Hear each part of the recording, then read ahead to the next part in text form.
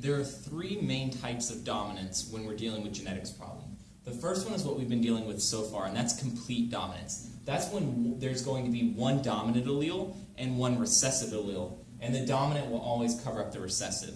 And so if you're looking at an example here, the alleles for red and white are big R and little r. So if we want to know what the genotype for red is, it could be homozygous dominant, big R, or heterozygous, big R, little r. And then to have the recessive genotype, you would have to have two recessive alleles. Kind of a little bit different is incomplete dominance. This is when neither of those alleles are going to be dominant, and so they're both actually recessive. We actually use two different letters to symbolize the different genotypes or alleles. So in this case, the allele for red would be a lowercase r, and the allele for white would be a lowercase w. So in order to have red, you would have to have two little r's. In order to have white, you would have to have two little w's.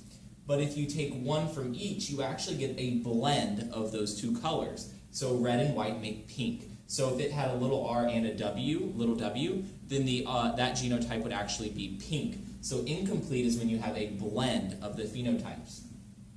Opposite of that is when both alleles show up, or when both of those alleles are dominant. And so using the same example with red and white, you have a big R to represent red, a big W to represent white, and when you have one from each come together, you can have red and white. You could have just red with two capital R's, or just white with two big W's. Blood types are a type of multiple alleles and codominant. Multiple alleles meaning that there are multiple combinations of alleles for the same phenotype. And it's codominant in that two blood types, A and B, both show if they're present. So for blood type A, you could be homozygous dominant, and the way that that is represented is by a capital I with a superscript A and a capital I with superscript A. Or it can be written as a heterozygous with a capital I with a superscript A and then a lowercase I.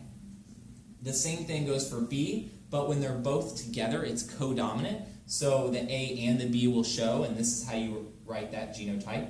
And then O is always recessive.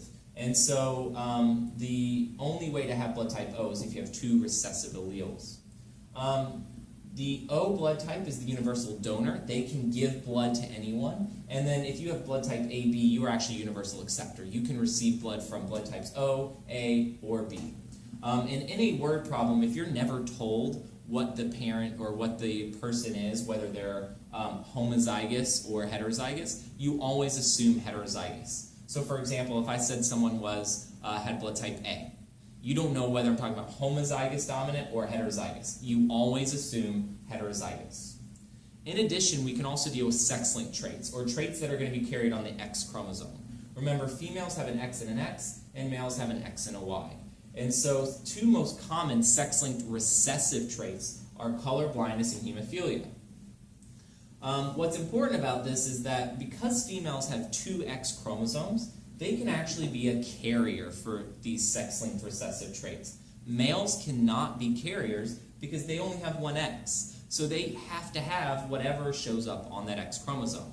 Here's some examples. We're going to use the letter N to represent normal. And so if it's a big N, then they don't have a condition or they're normal. And if it's a little n, they have the condition. We're going to talk specifically about a sex-linked recessive trait. So if it's X big N Y, then you know it's a male because it has an X and a Y, and you know he's normal because he has the big N.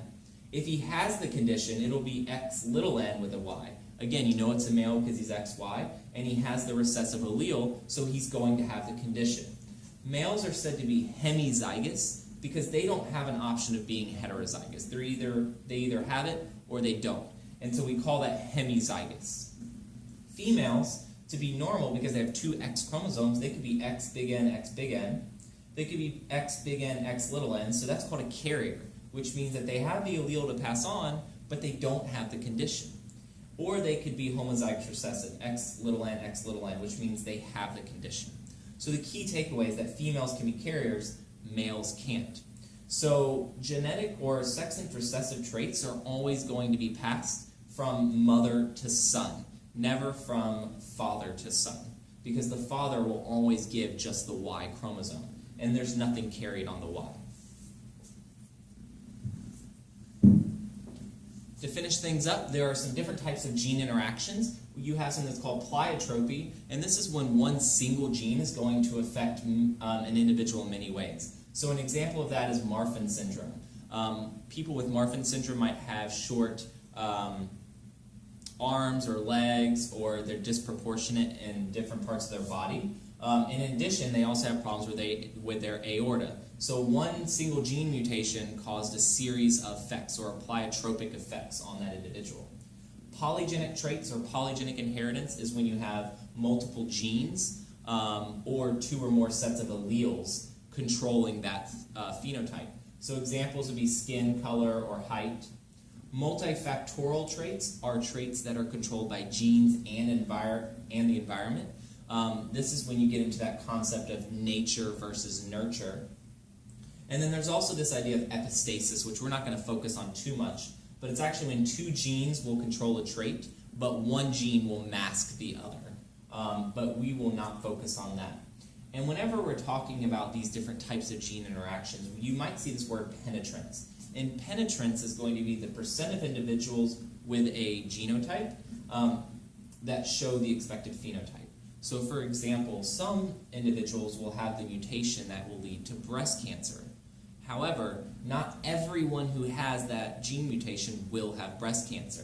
And so the penetrance for that isn't 100%, meaning that just because you have that genotype doesn't necessarily mean that you'll have a phenotype. And what this leads us to understand is that the environment does have an effect on genes.